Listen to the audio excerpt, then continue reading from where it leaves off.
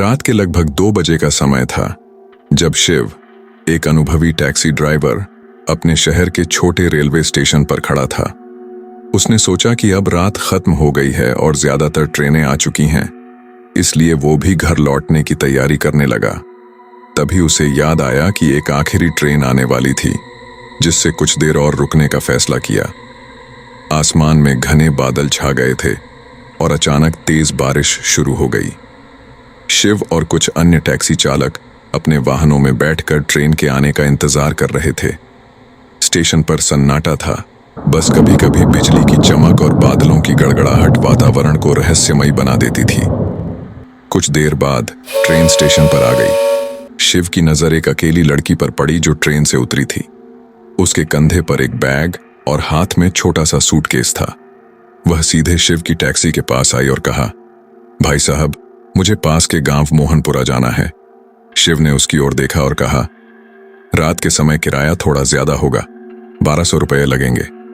लड़की ने जवाब दिया, मेरे पास सिर्फ 600 रुपये हैं, मैं बाकी के पैसे गांव पहुंचकर दे दूंगी। शिव ने थोड़ा सोचा और फिर हामी भर दी, ठीक है, आप बैठिए।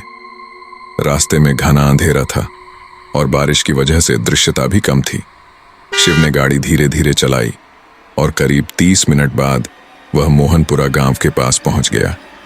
गांव का रास्ता सुनसान था और वहां पहुंचने के बाद लड़की जल्दी से गाड़ी से उतरी और एक पुराने घर की ओर भाग गई। उसने कहा, आप रुको, मैं अंदर से पैसे लेकर आती हूं।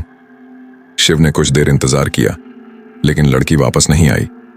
अब उसकी चिंता बढ़ने लगी, इसलिए उसने सोचा कि खुद ही घर जाकर पैसे ले ले। वह घर के दरवाजे पर पहुंचा और दस्तक दी। कुछ देर बाद एक बूढ़ा व्यक्ति बाहर आया। शिव ने उससे कहा, अभी अभी आपकी बेटी को मैंने स्टेशन से यहां छोड़ा है, उसने मुझे बाकी पैसे देने के लिए कहा था। बूढ़े व्यक्ति ने हैरानी से पूछा, मेरी बेटी? बेटा, मेरी बेटी तो 3 साल पहले इस दुनिया को छोड़कर चली गई। शिव हक्का बक्का रह गया। उसने कहा, नहीं, ऐसा नहीं हो सकता, मैंने खुद उसे गाड़ी में बिठाकर यहां छोड़ा है। बूढ़े व्यक्ति ने दुखी स्वर में कहा, तुम जिस लड़की की बात कर रहे हो वो मेरी बेटी ही होगी, लेकिन वो अब इस दुनिया में नहीं है। वो 3 साल पहले एक हादसे में मारी गई थी। शिव के रोंगटे खड़े हो गए। वो चुपचाप अपने टैक्सी की ओर लौटा। जैसे ही उसने टैक्सी में कदम रखा, उसकी सीट पर 600 रुपये रखे हुए थे। उस दिन के बाद से शिव ने रात में टैक्सी चलाना हमेशा के लिए बंद कर दिया। अब वह सिर्फ दिन के उजाले में ही यात्रियों को लेकर जाता और सुरक्षित घर लौटता।